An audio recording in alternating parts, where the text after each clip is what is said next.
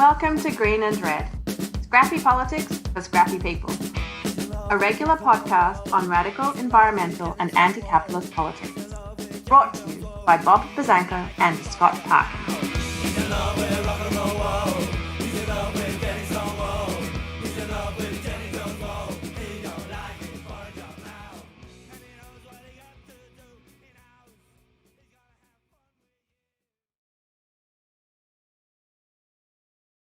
Welcome to the sweet and sultry sounds of the Green and Red podcast.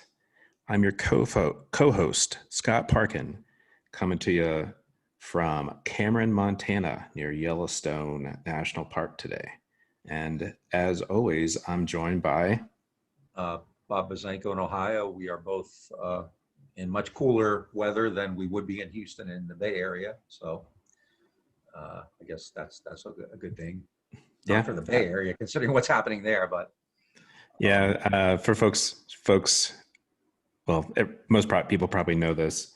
My usual broadcast location is Berkeley, California, and it's been a heat wave there, and it's been like smoke-filled weeks of smoke from the California wildfires, and then this week, many of my friends and neighbors woke up to orange skies, and the sun was actually sort of blocked out by the smoke, and it's like very troubling. But I am here doing a sort of work vacation in Montana this week, where it's actually been cold. It actually snowed here on Monday. It's been cold and freezing every night. So, before I forget, we just did two really great shows on this. We had Steve Horn, who was talking about not just Kenosha. He's from Kenosha. He was talking about that. But he was also talking about the California wildfires and the use of prison labor and how, this blue state is really not all that great on a lot of environmental issues. And then the last show was with Pendle Marshall Hallmark from Amazon Watch, and we actually talked about the rainforest fires going on in the Amazon rainforest. And so we've had it's interesting that we kind of finished a week of talking about environmental and honestly wildfire issues, only to see this sort of apocalyptic wildfire season kind of hit the West Coast. And I'm only talking about the Bay Area, but they've been evacuating parts of Southern Oregon. Over 360,000 acres of land has been burning in Washington State. A couple of towns actually in Southern Oregon have actually been burnt down to the ground this week. And kind of like towns and cities, not just like more rural areas. So it's very troubling. Yeah, and not to kind of exploit this issue, but I think one of the things we try to do on the podcast is get on people to talk about stuff like this. Folks like Steve Horn and Pendle, who aren't going to be typically in media. So we hope you appreciate that, and thanks for listening. And please share these and tell people about them, because we really like having these folks on, and I think as many people as possible should hear what they have to say. So amid that not so great backdrop, we have a special show for you today. Today is September 11th. It's the 19th anniversary of the attacks on the World Trade Center and the Pentagon, which sparked a sort of a period of, which I don't think we're out of yet, a period of just kind of escalated crisis, or a cycle of crises. And so we're going to actually talk a bit about September 11th. We're going to talk a little bit about some of our personal recollections.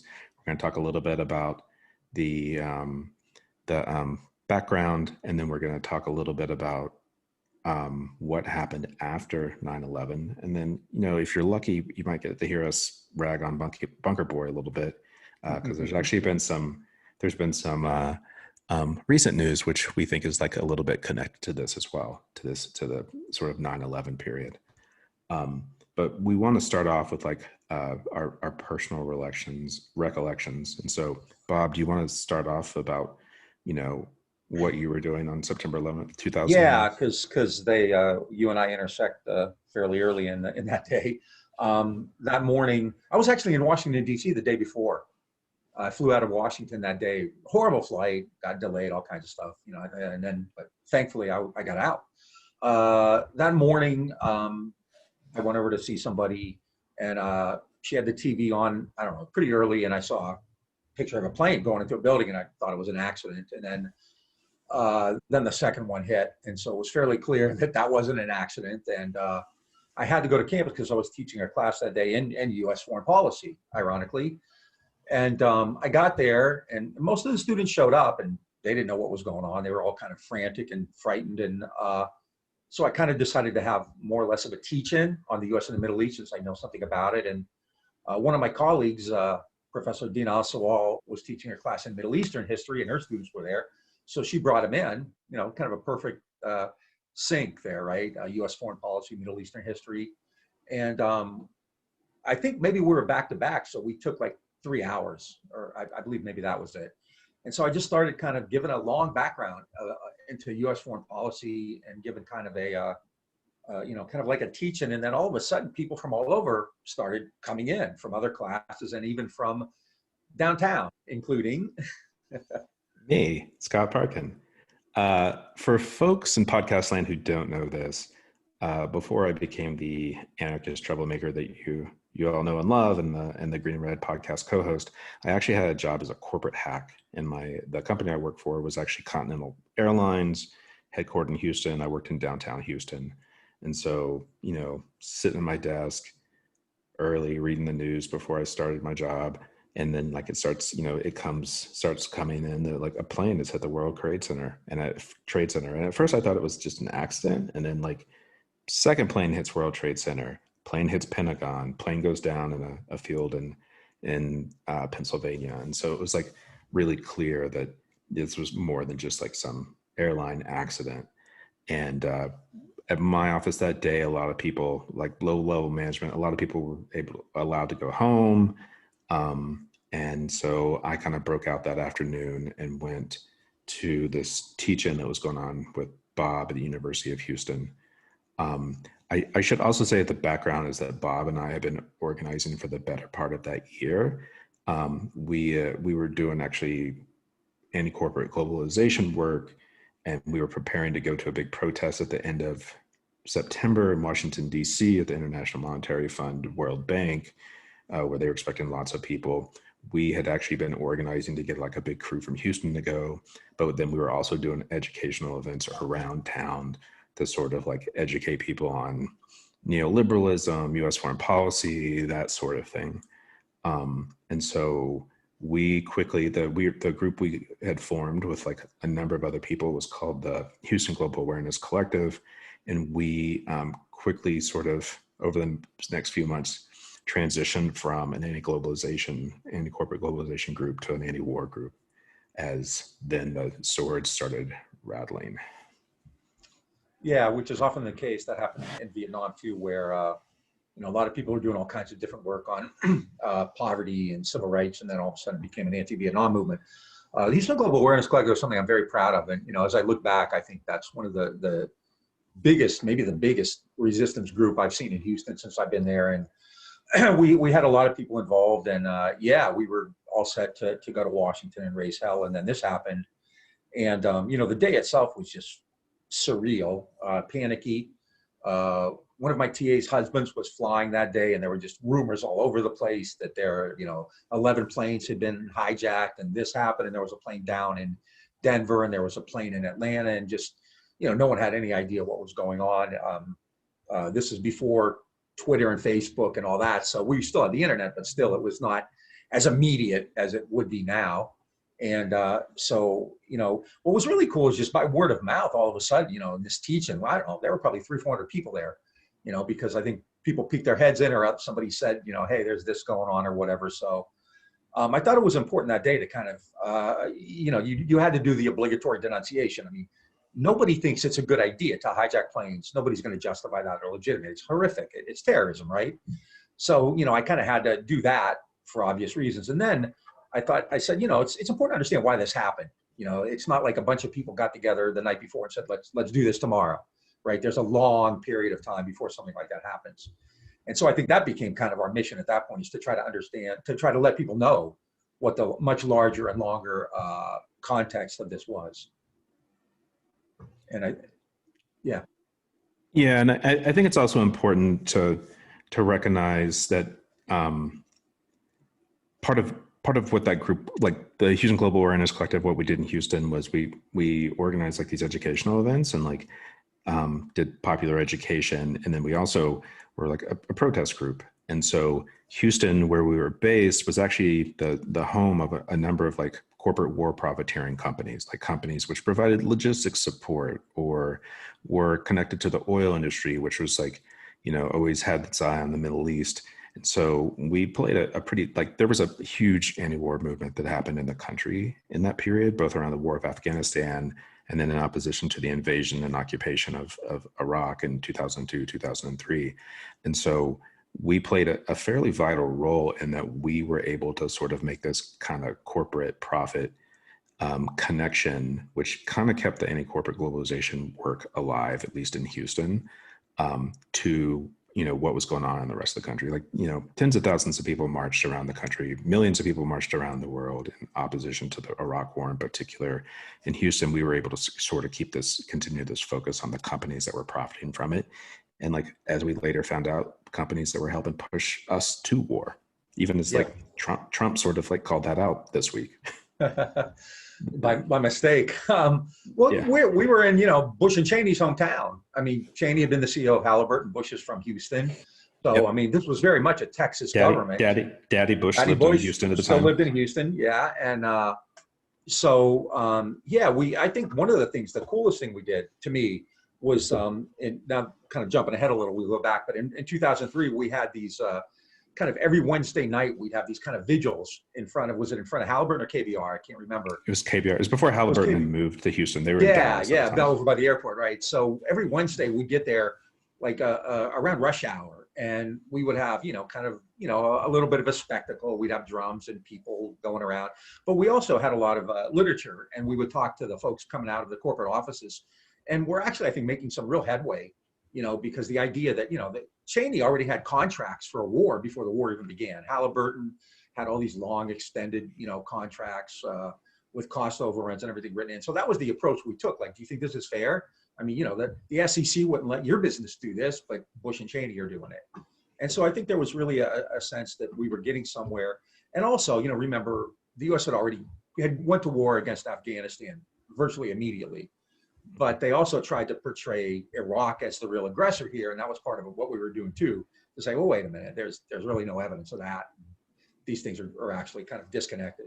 So every time I think of those sort of whatever they were called, the cost plus contracts that Halliburton and KBR got from the Bush and Cheney administration, now I think about the cost plus contracts that the Trump Tower and the Trump hotel chain probably gets from the government, which is probably like, I believe it was like a 15 to 50% markup in the Halliburton days. It's probably like 500% markup with the Trump administration. Just to kind of put that out there.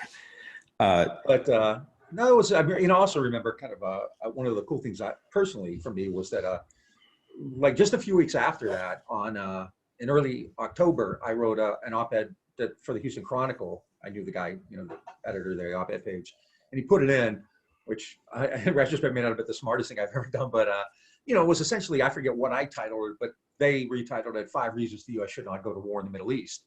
I'm really actually pretty proud of it, because I think, not that it wasn't that hard to figure out, anybody who studied this. So it was kind of cool doing that. I got all kinds of hate mail and emails and stuff. Nowadays, it would probably be much worse. So at the time, I didn't really take the threats or any of that kind of stuff seriously, but I thought it was important because, Scott and I had I think we were fairly well known in the community because of the work we've been doing really since late '99 after Seattle. I think we started really kind of doing that. And we had people in, we had Jennifer Harberry in, we had Ralph Nader in, we were making plans to get Noam in to Houston. So I think people kind of were aware of what we were doing. And then as a professor, I was doing a lot of media and stuff at the time. So I just thought it was important to kind of get this idea out there that because remember that night, Bush's press secretary said, you're either with us or you're with the terrorists. Right, and, absolutely. And that led to, a lot of the things we're seeing today Like the COVID people are very upset about the surveillance state and they're going to track us and all this. And I understand that, but that started after 9/11. I mean, that really, well, it's been in effect for before that, right? But it really ratcheted up after 9/11. That's when you saw the surveillance state just blow up. Department of Homeland Security, the Patriot Act. So what we're seeing today, all this crazy stuff with Trump and surveillance and all this, and the way Barr is kind of jimmy rigging the Department of Justice. It's horrific, and Trump is a different kind of cat, no doubt, but it's not new. And I always say Cheney is a Trump with brains, So the kind of stuff we're seeing today really flows out of a lot of this. I mean, 9/11, it changed a lot of stuff. I mean, it really is a really signal date, and I think if people are still alive at the end of the 21st century, they'll be looking back at that date as being, really important. So. Yeah, it was a pretty significant moment. And I actually feel like 19 years ago, like the sort of like things that we've begun to see unravel since then, whether it's like the economy, whether it's been these like sort of endless wars that are still being waged, the sort of like aftershock of these endless wars is actually, and it's like, we go from crisis to crisis. I would actually also say and this is something we talked about with Graham Cotner a while back, is like, the emergence of this far right as a result of these endless wars, which have been like, somewhat failures. Maybe we should dive in a little bit into some of the background before we get too much into the after. Yeah.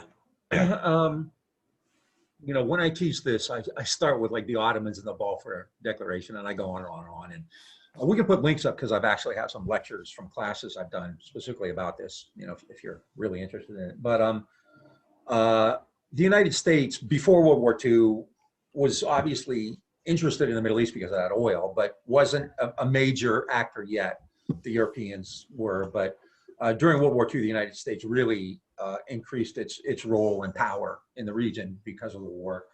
And then in the aftermath of World War II, there are two crucial issues, oil and Israel. Israel was created in 1948, and the United States had a profound interest in the oil of that region. And so early on, the United States had developed, frankly, adversaries and enemies in the region. I'm going to try to share a document here just to talk about it briefly. And just while you're doing that, I'll just throw out there is like the kind of other two things that happened in this like late 40s period, which were pretty important, is one, that the British and the French sort of ended their colonial possession of like various colonies in the Middle East. And then the other was the beginning of the Cold War between the US and the Soviet Union. Yeah, and the Middle East became far more important than it ever had before. I mean, in the late 20s, there had been something called the Red Line Agreement, where the European countries got together and they kind of divided up the oil resources of that region, right? What did Dick Cheney say? It's not our fault that God decided to put oil underneath the lands of non-democratic countries or something like that, right? Yeah. So, but I want to show this, and I'm not going to read it, but I think it's really, the first time I saw this, it kind of wowed me. It's May 1st, 1950. So we're talking right after Israel's created, before the big events in Iran, which we'll talk about in a second. But the title is Anti-Americanism in the Arab World. This is May 1st, 1950. It's from the Secretary of State, Dean Acheson, to diplomatic and consular officials in the Middle East. And if you read it, I mean, you could have written this pretty much last week. You might change a couple words or a couple places, but it talks about bombings, vitriolic public statements, rumors in Syria, Egypt, and Iraq, rekindling of Arab animosity against the United States, whether prompted by communist or Muslim extremists. That's 2020, right? Whether encouraged by irresponsible journalists, fake news, or whether attributable to a sincere objection to America's part in Palestine, which is kind of surprising, right, that they would say that. So already in 1950, the United States is clearly in an adversarial relationship. This is before Mossadegh, and it's before Nasser. So it's only going to get worse. So I thought, I show this now all the time. Whenever I talk about it, whenever I teach about it, I pull up this document because I think it's really critical to understand. Because, remember, Scott, that in the immediate aftermath of 9/11, what did we hear? Why do they hate us? They hate us because we're so good, that kind of hate us for our freedom. They hate us for our freedom, right? Right. That's why we had to change the name of French fries to French freedom fries. Freedom fries, exactly. And I think that we both, and all of us, I mean, there were others, our good friends Moody and Jeff and Hep. Shout out to Hep, one of Green and Red's biggest Benefactors. fans. Yeah, Benefactor. and a champion of the working class. Yeah. But we were, I think all of us were pretty active trying to go out and spread the gospel of the United States and the Middle East in that time. And it wasn't that easy. I mean, I think most people bought into it, as you recall. The Democrats bought into it, and the media, and so it wasn't just a right-wing issue. It was an American issue, right? I mean, there was definitely a strategic communications plan coming from the White House, coming from the Republican defense,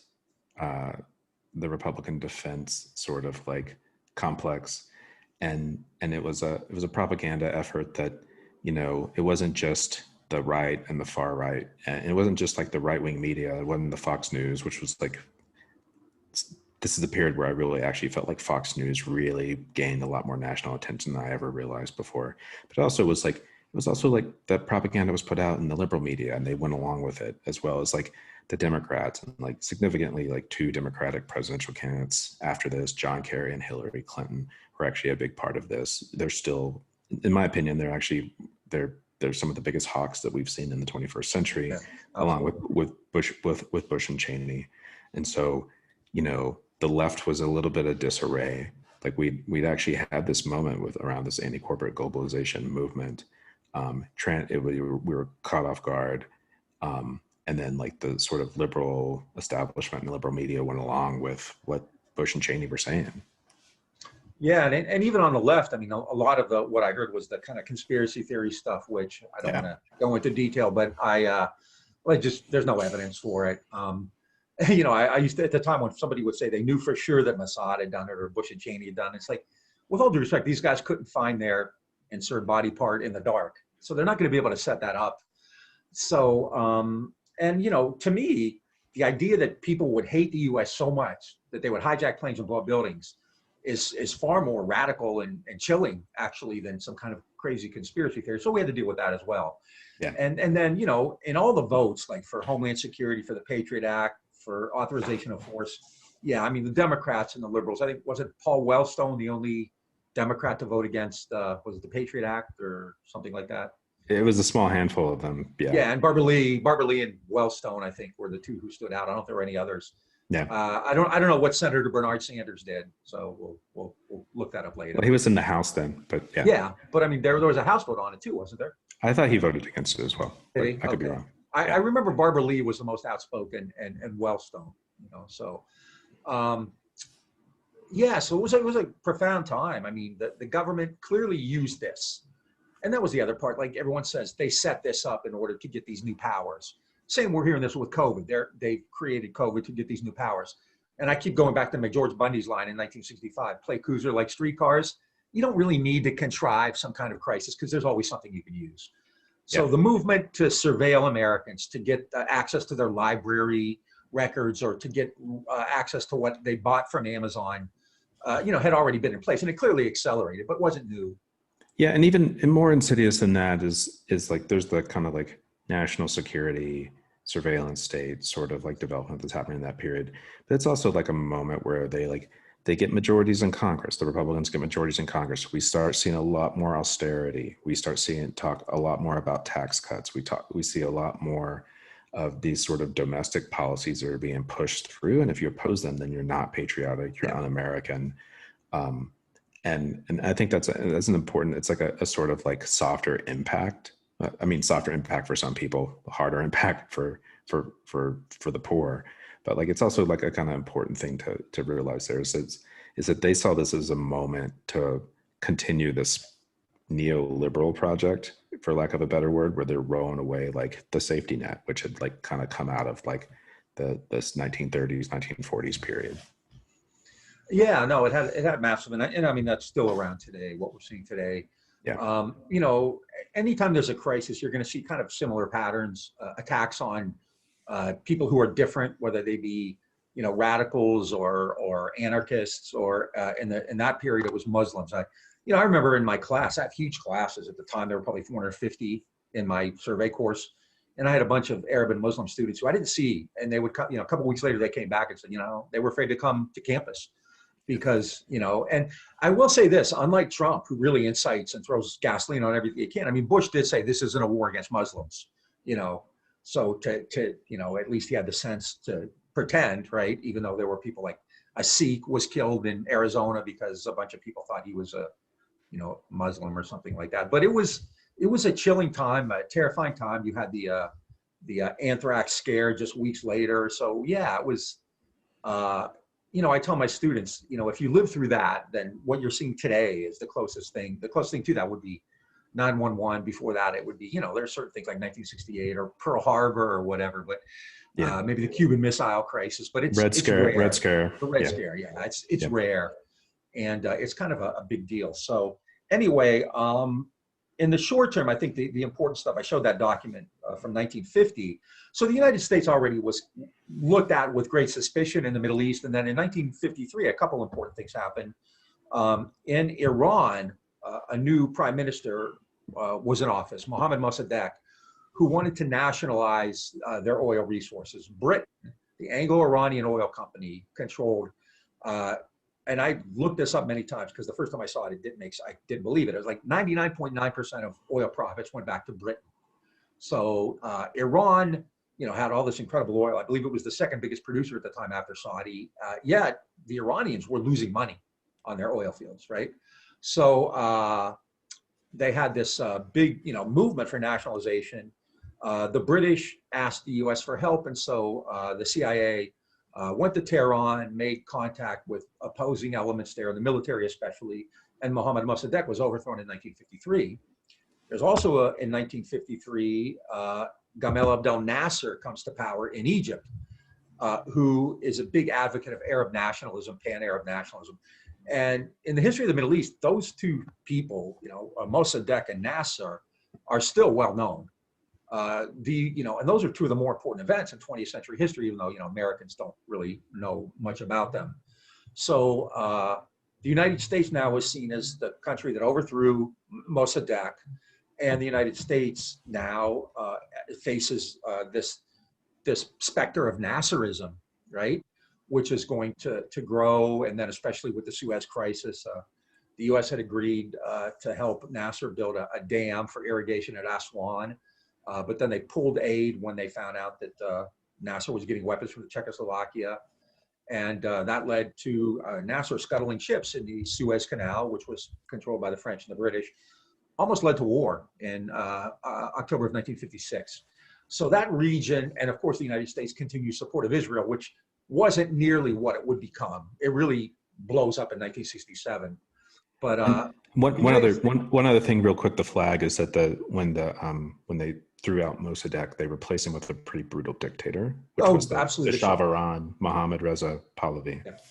Yeah, that's, when you talk about all of these, the United States always says it's intervening on behalf of democracy, like it did in Bolivia last year, right? And instead they replace it with the Shah, with Castillo Armas in Guatemala, with Pinochet in Chile and Suharto. I mean, I could go on and on and on, but you get the point, right? Absolutely. These coups to bring democracy to these people, their real purpose is to make those places safe for American capital, for American businesses, to get resources like oil and so forth. So yeah, the United States doesn't have a good reputation in that region anyway. And then, the Arab-Israeli wars of the 60s and early 70s are a big factor, but I think the two things that we could focus on here, which I think are really directly important to 9/11, are Afghanistan and then Iraq, because in both of these places, they are classic cases of blowback.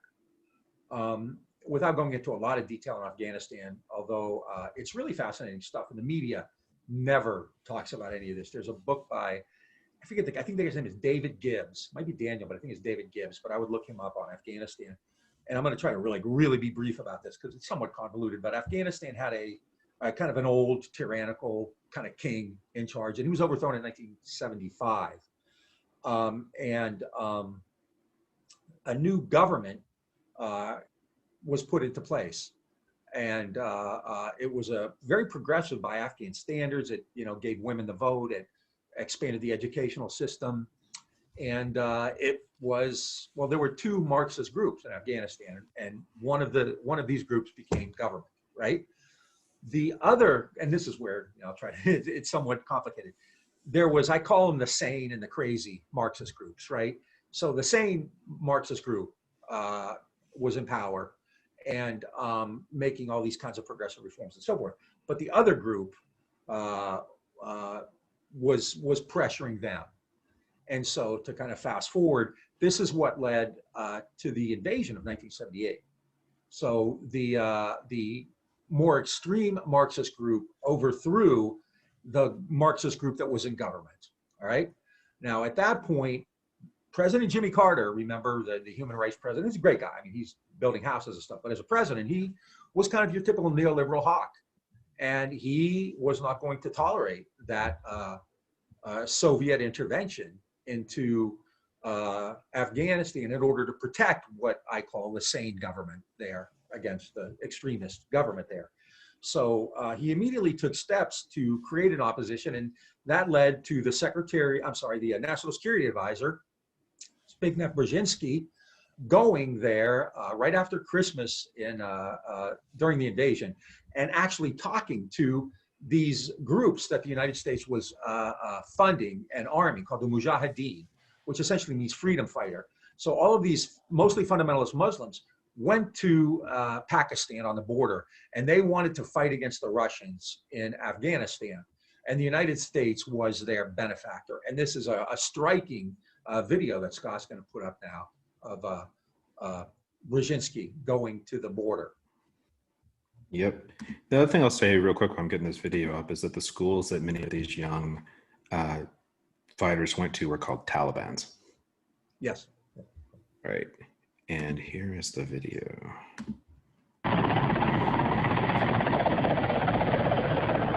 U.S. National Security Advisor Brzezinski flew to Pakistan to set about rallying resistance. He wanted to arm the Mujahideen without revealing America's role. On the Afghan border near the Khyber Pass, he urged the soldiers of God to redouble their efforts.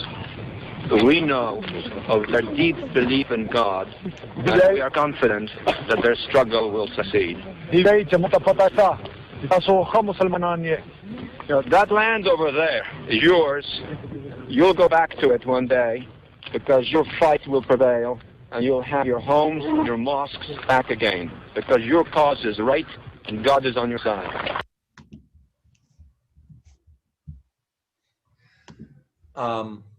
Isn't that crazy? You have the U.S. now, right, with Trump, right? The Muslims are the cause of all the problems. You have Brzezinski making an appeal to fundamentalist Islam in order to liberate Afghanistan, because those are your mosques and God is on your side. I just think about that. And, what's the direct connection with Osama bin Laden here? Well, bin Laden at the time was not terribly well known, but his family, I always joke that they were kind of like the Bushes of the Middle East, a big construction company, or the Cheneys of the Middle East, right? He was younger at the time. He was, dedicated and zealous. Most of the family, I think, was more secular. He went to Afghanistan to fight, to Pakistan to fight, and he was part of the Mujahideen in the 80s and 90s, and kind of worked his way up through the terror network and created Al-Qaeda and became the head of it. And there's that great scene in Fahrenheit 9/11, which is a good background on a lot of this, where the Saudi ambassador is interviewed, and he said, bin Laden told him to say thank you to George Bush for all the help he gave him in the 80s and 90s, right? The old man, right? So one thing I want to say is I believe it was a former colleague of yours, Tom DeGregory, who has said he had actually been doing development work in Pakistan during the Russian-Afghan war. And he actually remarked that, like, when the rich Saudis would come in and join the Mujahideen, they were also often referred to as the Gucci Hadeen, because they would come in their Gucci suits and their Gucci shoes. Well, I mean, Afghanistan, without going into too much detail, it's not, I mean, there's this ideological idea, with fundamentalist Islam. Afghanistan has probably trillions of dollars of resources under its ground, rare earth minerals and all kinds of stuff like that. It could be a route for resources. So it's not just that, like, this kind of ideological war. Carter and Brzezinski turned it into this really kind of accelerated element of the Cold War, which laid the groundwork for Reagan. I mean, from Carter to Reagan is a very smooth transition. George Kennan, the grandfather, the godfather of American diplomacy, he wrote a piece in the New York Times right after this saying, don't do anything, let it go. It's not that important.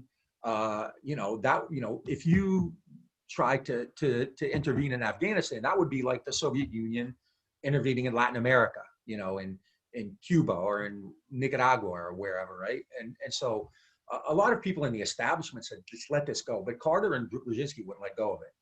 And they were there, not only to strike a blow against the Soviet Union, but to give access to this region to investors and to Saudi. I mean, the U.S. and Saudi has always had a good, strong relationship.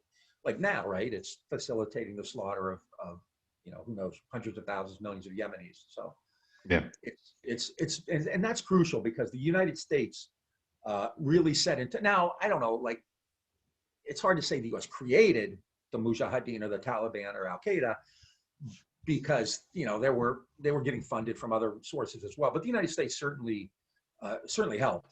It armed it. I mean, it sent over $2-3 billion in equipment to the Mujahideen there, including surface-to-air missiles, which are really important.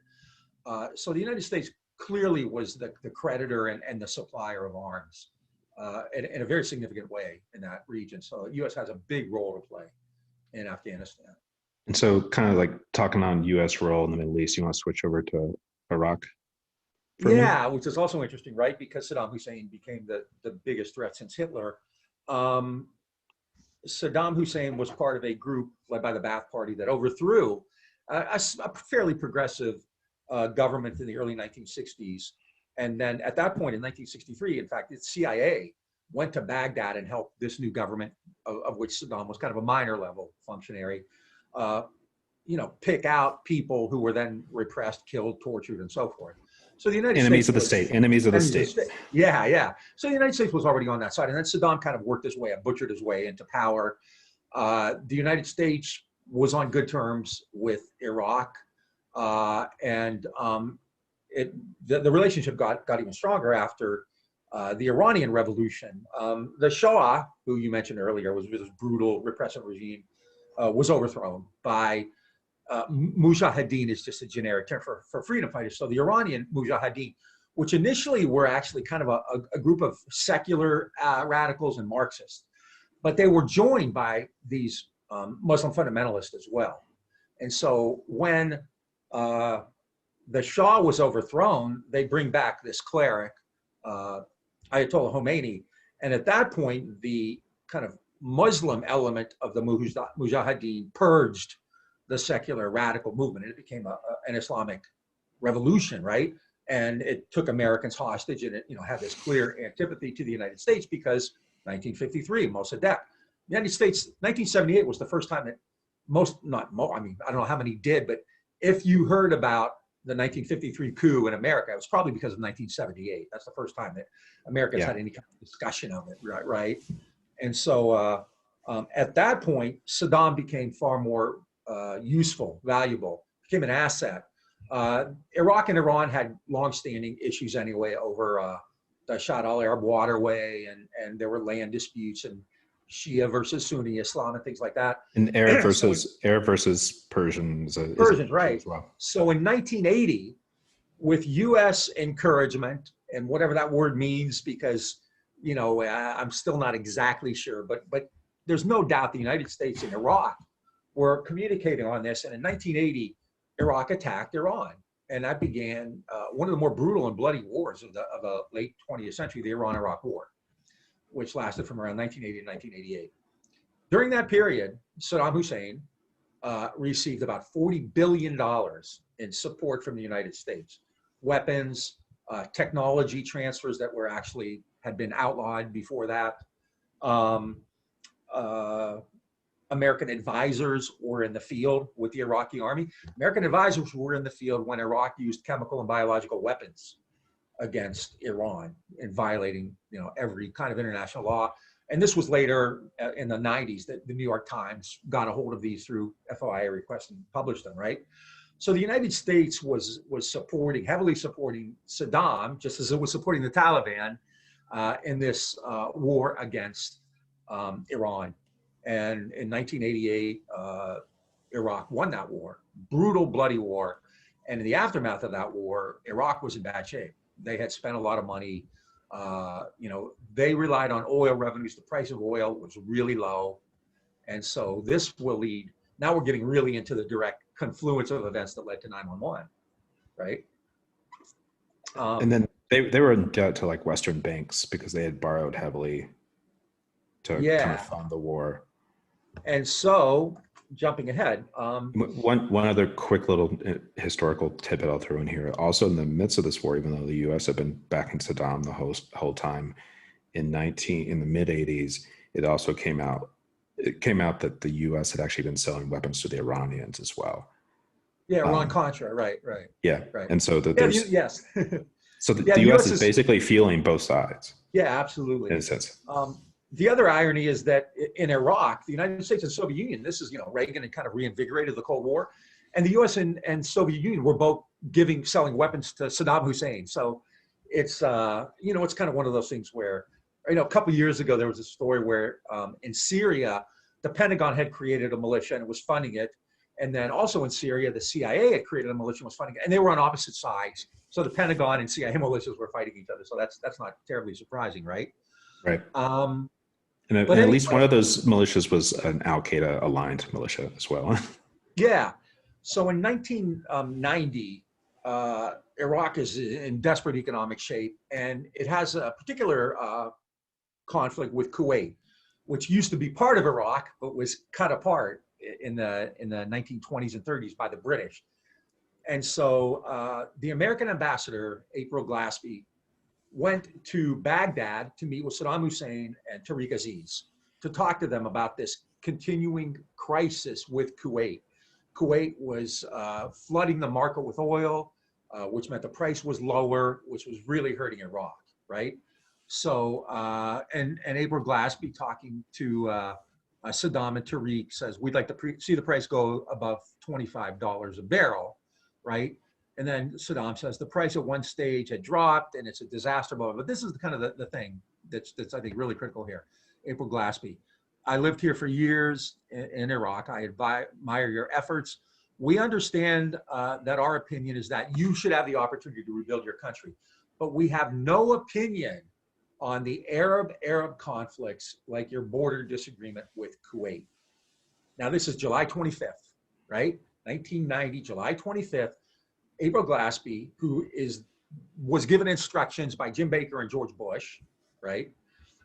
So she's what she's doing. This isn't an off-the-cuff remark. She's telling them what official U.S. policy is. Says we have no opinion on Arab conflicts like your disagreement with the Kuwait. Now, I was telling my students, if you're Saddam Hussein and Tariq Aziz in that meeting, what did you just hear? What did you just hear April Glaspie tell you? That she just greenlit whatever you do, right? And so a week later, on August 2nd, Iraq invaded Kuwait. Now, even though the United States had been sponsoring Iraq for 8 years, $40 billion, on July 25th, the ambassador said, we have no position on this. George Bush said, this will not stand. And that led to the first Gulf War. Yep.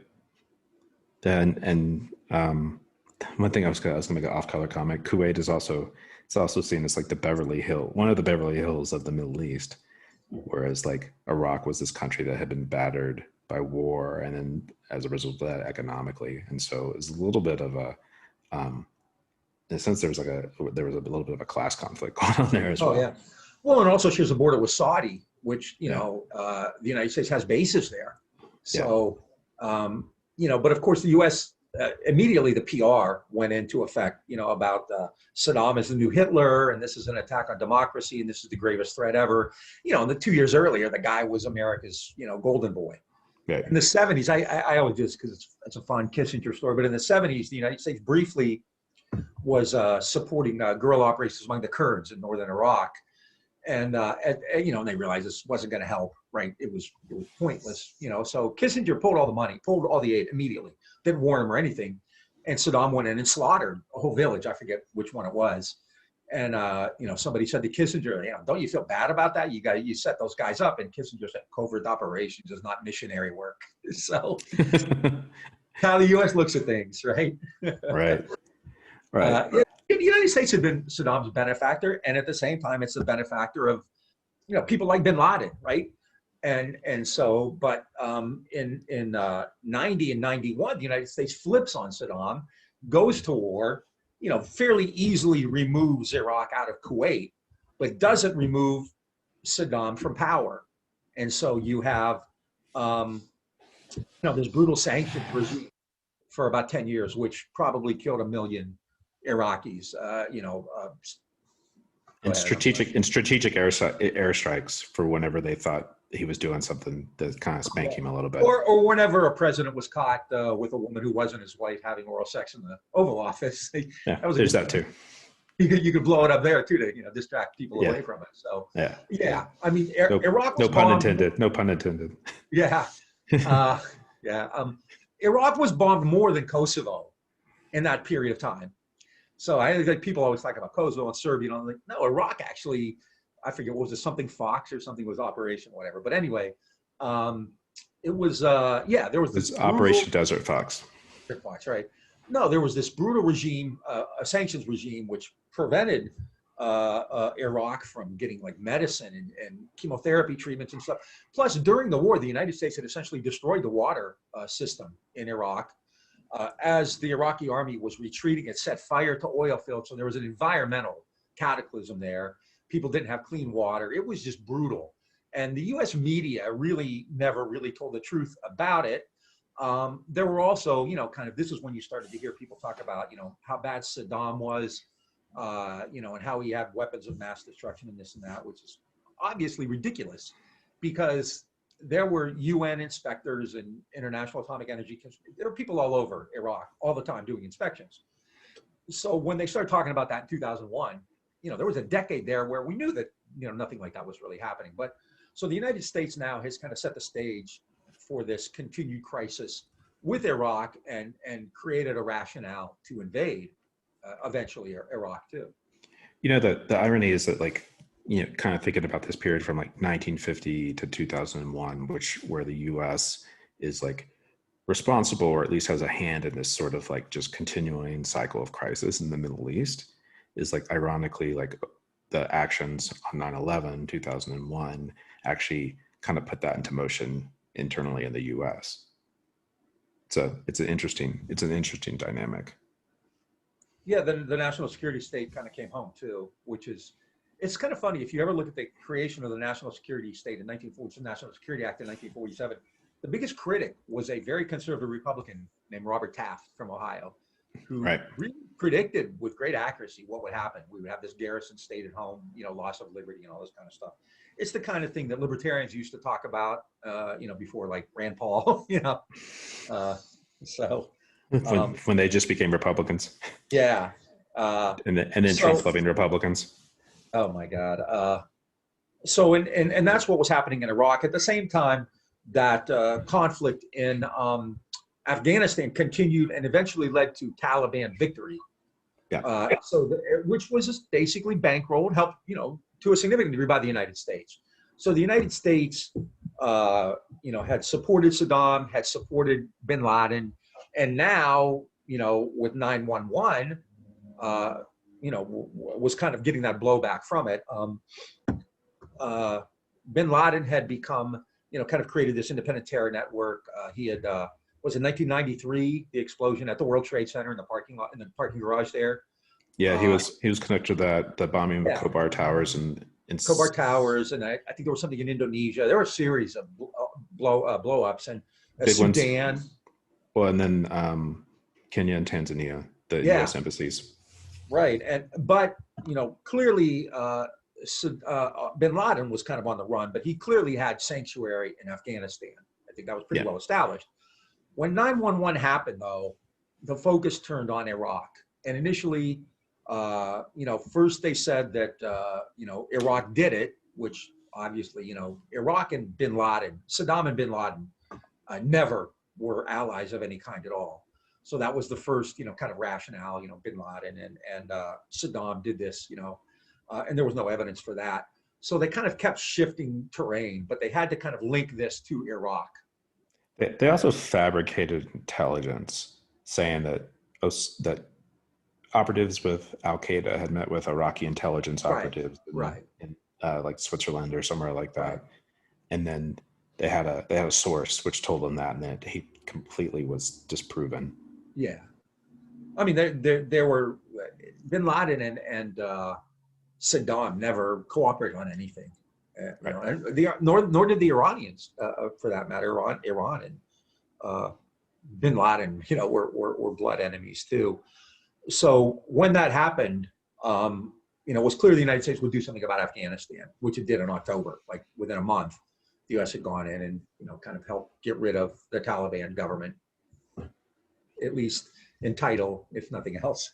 I think there's a key thing to also recognize here is that we kind of like from the early 90s and definitely escalating in the mid 90s into the early 2000s, is we've been seeing this sort of escalated pattern from bin Laden and Al-Qaeda of targeting the US, and then the kind of warning signs were kind of beginning to hit sort of like US intelligence, especially like in domestically, and the Bush administration just kind of, whether out of incompetence or anything else, just ignored it. And I think you have a memo on that, right? Yeah. Well, and remember, even before, I'm going to show you something from August of 2001. But even before that, there were FBI operatives in Minnesota and Arizona who were reporting, to their field. They were field officers who were reporting this. Like, we have these young Saudis here who are taking flying lessons, and they don't want to know how to. They just want to know how to take over the plane. They want to know how to land it or take off, not take over. Take off or land, right? And then every morning the president gets something called a PDP, a President's Daily Briefing, which is kind of whatever the big issue is that day. Trump doesn't get them because he's watching the news and he doesn't read anything. But they maybe give it once a week to Trump, supposedly. Do they even do that? Anyway, they may have stopped it, but they were doing it for a while. But this is the one. This is from August 6th, 2001. And look at the title: Bin Laden determined to strike in U.S. And it talks about surveillance. Bin Laden was recruiting people in New York. Bin Laden wanted to attack hijack a U.S. aircraft, right? So FBI information indicates patterns of suspicious activity, right? So on August 6th, just a little over a month before 9/11, the White House was given this briefing, which was fairly, should be seen, I think, fairly alarming, right? And what was it later? Condoleezza Rice was asked about this briefing at a Senate hearing, and she just, downplayed it. Oh, it was no big deal, Bin Laden, I mean, look at the headline: Bin Laden determined to strike in the United States. So they ignored that. They ignored a lot of warnings.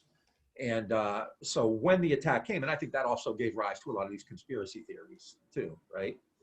So clearly the United States had botched it. It had unleashed these forces now that were coming back to kind of bite it in the butt. Clearly a case of blowback, especially with regard to bin Laden, who the United States had helped support. Saddam was considered an enemy now. So the U.S. went into Afghanistan, blew it up fairly quickly, and then set its sights on Iraq. And that's, I think, when we really personally kicked into action a lot in Houston, where we knew that was everybody knew that was going to happen, right? I mean, they didn't lie about it. And what's really striking about that is at that point, and we can talk about this in terms of what's going on today in 2020, at that point, people from the military began to very publicly warn against doing anything in Iraq, including Brett Scowcroft, who recently died, who was Bush Sr.'s best friend. National Security Advisor. National Security Advisor. People like Tony Zinni, who was a Marine. Wes Clark, I think McCaffrey may have. These are some of the people right now who are very critical of Trump. Right. Just the other day, Trump said, what did he say? That the military just wants to go to war or something like that. He's actually wrong about that, He said the generals just want to go to war to make money for their friends in the defense industry. Right. Yeah. This week, the Bob, excerpts from the Bob Woodward book are coming out, and Trump told Woodward that they don't want to go to war. All they want to do is like keep their alliances, and they don't care about things like trade deals. Yeah. So one day they're hawks who just want to fight everybody. The next day he called them pussies, right? So it's kind of typical of Trump. It's schizophrenic. But in fact, the military had no real desire to fight in the Middle East, and they were very open about it. I mean, there were like Jim Baker and Scowcroft, and if Scowcroft and Baker are saying this, then they're speaking for the old man, because he can't at the time, his son is president, right? Yeah. So there's this march toward war. There was a major national, what was it, in February of 2003, not long before the war actually began? Weren't there like 5 million people out all over the country in that one weekend? Well, it's considered the largest day of action in history, at least up until that point, and it was global. And so like millions were in the street. I think some estimate like something like 30 million people. But I think in the U.S. alone, there were like, because New York and San Francisco and D.C. had massive. We had 5,000, 6,000 people in Houston. They were saying like upwards of 1 million people in New York. Oh, I believe that. Yeah, but when you can get 10,000, whatever we had, I don't know, in Houston. Well, we had that many until the RCP took it over, and then everybody left. But yeah. But that's neither here nor there. Well, no, it's a chance to get a dig in at the RCP. So Revolutionary Communist Party, folks. So anyway, at that point, the march to war is inexorable when it began in 2003. And like a lot of people predicted, it didn't go well, And so that's what's striking. Like by the 2004 election, Americans had turned against the war. And yet John Kerry, to kind of go back a little, let's talk a little about the kind of imperative to be patriotic after 9/11, this kind of forced and coerced nationalism, because I think that's important. Yeah, I think there's a couple different pieces here. One is the sort of like attack on the U.S. by Arab terrorists. 1, 2 is you're un-American if you oppose the U.S. invasion of Afghanistan, which is like fair enough. They're going after the people who attacked us. And then 3, as we're sort of like then beginning the drumbeat to war in Iraq, there's a trope that politicians often use. It became very popular during the first Gulf War in 1991, which was like, support the troops. And you saw bumper stickers of this, and it was like this sort of talking point for like politicians during the 91 war, but also like, in the around the Iraq war in 2003. And so it's like, it becomes like, it doesn't really mean anything. Like Chomsky actually wrote an article about this, and he's like, it's actually just doesn't really mean anything. It's just a way to sort of like neutralize anti-war voices. And it's like, but it's a powerful thing that, right-wing politicians, warmongering politicians use. One of the things I remember actually during those days is that they sold these car magnets that were like yellow ribbons, right? And it was like, said support the troops, and you saw them on cars all over in Houston.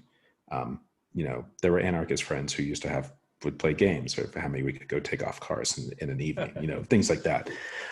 But it's an important piece here. And this is like when we talk about like the Orwellian thing about history, right? Whoever controls the past. The right had done a great job of like creating this narrative that Vietnam veterans had been spit upon and all that. It never happened. Vietnam veterans, any good radical anti-imperialist group welcomes vets who are willing. You want those folks in your movement. You ain't much of a radical if you just dismiss. Now, cops are totally different, but vets and cops are very different, right? Yeah. And so there was never any kind of anti-veteran, in the 80s, I remember doing stuff on Central America with Vets for Peace and people like that. And so, but they had created this narrative that vets were spit upon and everybody hated them and they didn't get a parade. And so it was going to be different this time. And so even the anti-war rallies, everybody there said, oppose the war, support the warriors and stuff like that. So the left clearly was kowtowed into this. And, you know, they were heroes and all, then they had parades and all that kind of stuff. Yeah, that clearly created an even more difficult political climate at home, where you had to be like super careful of what you said. As our dear mutual friend Dakshina always says, why do you hate the troops, right? Yeah. And that was, but that was serious. Like if you said something critical, somebody would say, why do you hate America? Why do you hate the troops? People get angry. I mean, nowadays we'd probably be shot with an AR, you know, by some patriot, prayer or something. Or Proud Boy guy. Proud Boy, or, you know, or MAGA waving 17-year-old, you know. Yeah. So, but it really did create this atmosphere at home, which was predictable, utterly predictable. You know, Patriot Act, the Homeland Security, Department of Homeland Security is very not Nazi-like conception. And you know, people on the left were saying, you know what this is going to lead to. But the Democratic Party went into it whole hog. They didn't miss a beat. Like I said, there were a handful of voices in opposition, like Wellstone and Barbara Lee were the best known, and Sanders probably did. I just don't remember. But realistically, I mean, the media, everybody was on the bandwagon. And you know, so war, even though you know a lot of people knew it was going to be a bad idea, but it was also kind of inevitable. And then it happened, and it didn't go well. You know, it didn't go well. No, and well, to be fair, you know, the sort of invasion and the kind of removal of Saddam's government went really fast. But then what did happen was there was actually the government, the military, Iraqi government, Iraqi military, the Ba'ath Party, like, and then, you know, other elements in Iraqi society actually were pretty prepared for a kind of prolonged occupation, which is actually what the war turned into. It was like, it was a quick, like, shock and awe, like, kick ass and take names. Like, to be honest, like, the Houston Police Department could have, used to say this, Bob, the Houston Police Department could have taken out the Iraqi military, but then it turned into like a guerrilla war, which has lasted for years and spun into other things. Well, I think like Syria can be directly traced, and ISIS can be directly traced to all that. But yeah, the war itself went fairly quickly. But remember, Rumsfeld said they're going to greet us like liberators. They'll be throwing flowers at us, you know. Right. And much of the Iraqi army just laid down its arms and, you know, surrendered. Or disappeared into the populace. There was a lot of that. into the Fallujah and places like that. And it got to the point. Remember, our mutual friend who's done amazing work on this, Protap Chatterjee, you know, was doing work on Halliburton. And you know, he'd been in Iraq a few times, and he said you could go outside the green zone. It just wasn't safe there, you know. So even though the United States was you know, kind of putting on these airs of a victorious army, it was really under siege. And you know, in places like Fallujah, the Mahdi army, you know, were really creating great casualties. The United States, you know, was not, you know, in any way greeted as a liberator. It was seen as an occupying force, and you know, the worst conflict on its hands since the Vietnam War. Yeah, and honestly, also the impacts of it at home also, in my opinion, set the stage for Trump. It's like, you know, there's a lot of like economic downturn. There's endless wars, which he, you know, calls out both in Iraq and Afghanistan. There's a growing populist right, which like is resentful of governments which get us into these wars, and so it's like in a sense, 9/11, which led into these other two wars, has begun at like a fraying of the U.S. just institutions, society, etc. Yeah. Well, you know, when people talk about the economic crises of 2008 and since then, generally they don't talk about the war. Those interventions in Afghanistan and Iraq, and the global war on terror, which meant everything, right? Taking your shoes off at the airport and everything else. You know, several years ago, I was driving from Houston to Ohio, and like every mile there was a marker that said, you know, if you see suspicious activity, call 1-800-SNITCH on them or something like that. So, you know, all of that combined. 1-800-SNITCH. Yeah. So remember the work of like Stieglitz and Bilmes, right? I mean, they're estimating that war itself is probably anywhere from, I don't know, I've heard numbers 4 to 8 trillion. So, and then you have tax cuts layered into that by Bush and then essentially extended by Obama. And along with that, you have this increasing right-wing agitation in the United States against these forever wars. And that was the irony in 2016, right? Trump ran as kind of more of a dove than Clinton did. we're going to end these wars. He criticized Vietnam. He criticized NATO, right? So that's the irony of it all. But it really, absolutely, 9/11, has created this crisis in the Middle East, ISIS, Syria. It's helped really accelerate the surveillance state at home, and then leads to the emergence of these really angry and often violent right-wing groups too. Yeah. And it's also, but on our side of things, I think it's also crystallized the kind of things we said that people would dismiss or roll their eyes at are now part of the mainstream dialogue. The kind of stuff we said. And so, as much as Barr and Trump want to talk about Antifa, the reality is most Americans now essentially agree with the basic premise of Black Lives Matter. They don't think Antifa is the problem. They don't want police to beat up and kill more people. They want these right-wing groups to be, dealt with somehow. So in that regard, I think in a sense, we actually kind of won the long-term fight for the hearts and minds. But hearts and minds ain't great if you don't have something behind you to enforce it, I guess, so. And instead we see police have more open alliances with these militia groups. Oh, absolutely. There's no civilian control over these thoughts, right? They either play down the threat, they're sympathizers, or they're active members. Yeah. Yeah, it's funny because, remember in the early 2000s, we would have rallies and the same police would always be there.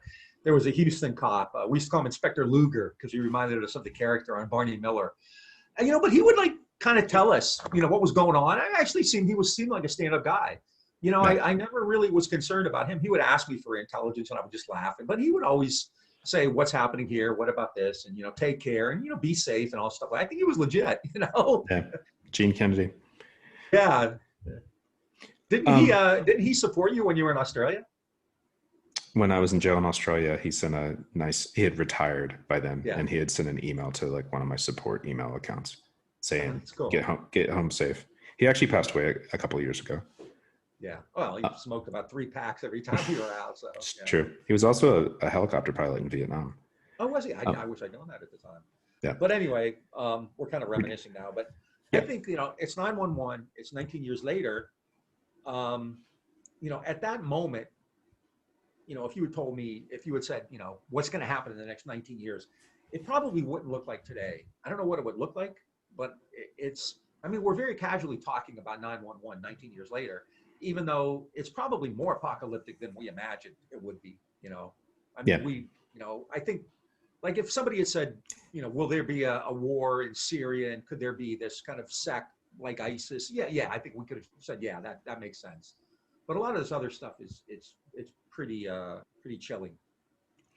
Yeah, and I just the one last thing I want to do is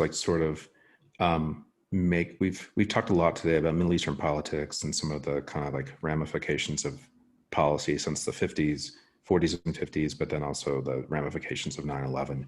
The last thing that we want to talk about is as looking at this kind of frame of what we're always seeing as these proud institutions is some of the comments that came out in the last week from Trump. There was an Atlantic article.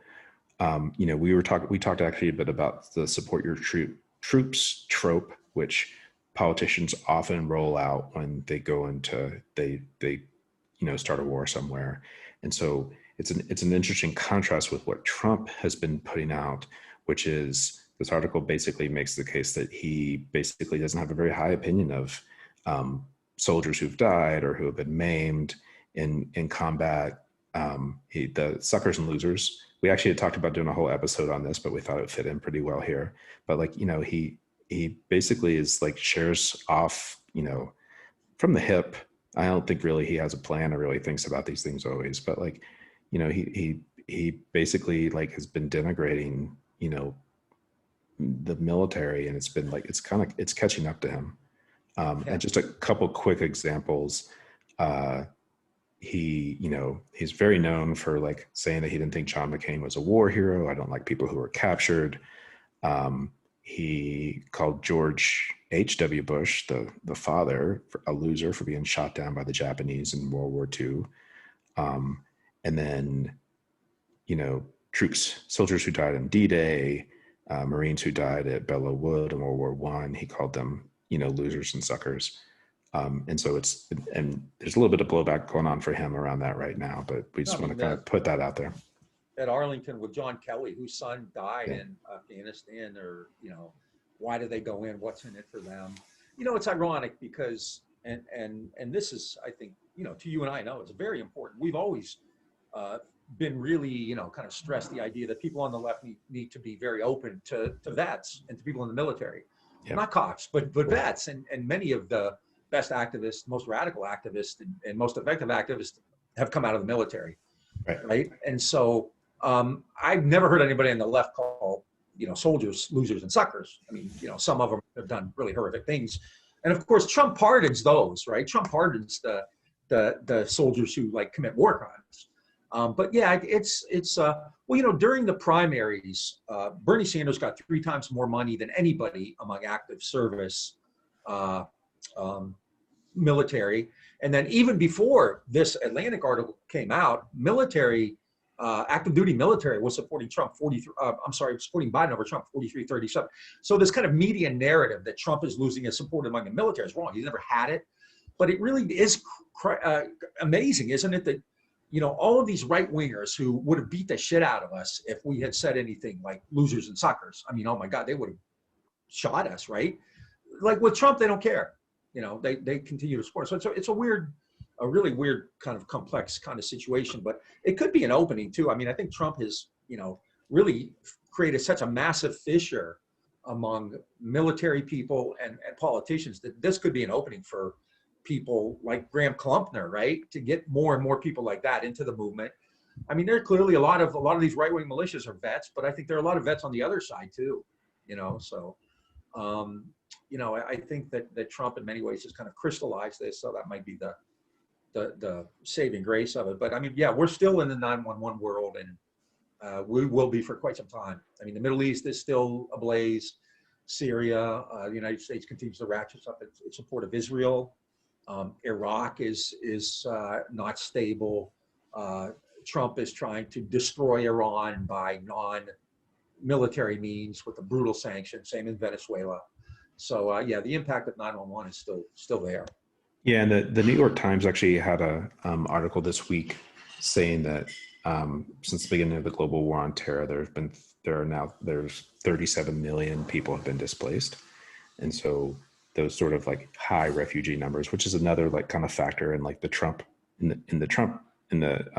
Trump's project is anti-immigrant, and it's not just anti-immigrant from south of the U.S. border, but also Muslim immigrants, and it's been a kind of international media narrative. And I think it's an important thing to think about how this kind of refugee crisis has been really sort of this is a result of invasion of Afghanistan, invasion of Iraq, spillover wars in Syria, Yemen, and other places.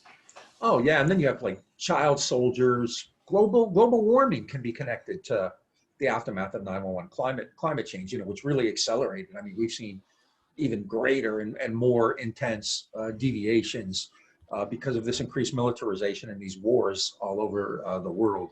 So yeah, I mean, long after I'm gone, there will be, I assume, historians and others, talking about the 911 world, and it's not going to be a pretty picture. Yep. I mean, we could go on and find links to things like COVID, right? Because of this increased globalization after 911, just kind of totally on steroids, which is all linked to that, which, kind of destroyed these natural habitats and unleashed all these, viruses and natural pathogens. So you can go on and on. Yeah. And lack of faith in the government combined with, austerity-loving politicians has led to institutions which would protect us from a pandemic being less credible and less effective. Yeah, I mean, I think one of the great tragedies is that in 2008, Barack Obama became president because he was smart enough to say Iraq was a mistake, and he had spoken against it. But that was it. As soon as he took the oath of office, he was just another neoliberal hack like everybody else. And I think a lot of people, on the left, whatever that meant at the time, kind of, exhaled because Bush was gone, who we were terrified. I mean, maybe not as much as Trump, but I think people forget how much people on the left hated Bush and Cheney and how frightened we were by them.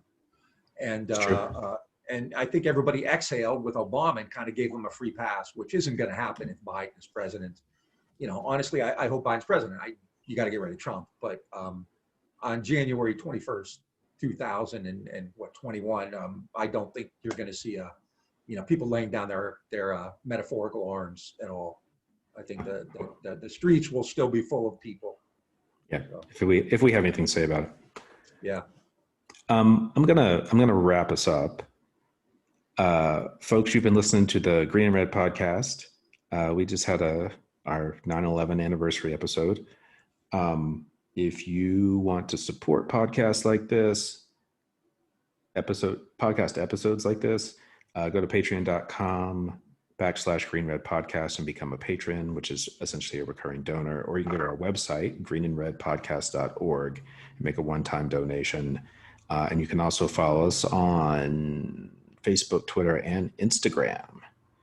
And then we also, for those of you listening on audio, you can go to our new video channel and watch us there, which is YouTube Green and Red Podcast. Just search that. And if you're watching us on the video, go to Apple Podcasts and hit subscribe. And then also feel free to give us a review on Apple Podcasts as well. We haven't been saying that enough. Please share and retweet and like and kind of expand this out, because we've had some amazing guests on who really, I think, need to be heard, who aren't on a lot of the kind of big name liberal podcasts, and that's what we've tried to do. We created that niche, activists and people who are doing incredible work, who aren't like, superstars, in the media, like the Young Turks or Crystal Ball or somebody like that. So please share it, tell your friends about it, retweet it, because there's good stuff out there. And I think we need it. It's a tough world, and, we got each other. So. Yep. And we will talk to you soon. Have a good one. Take care.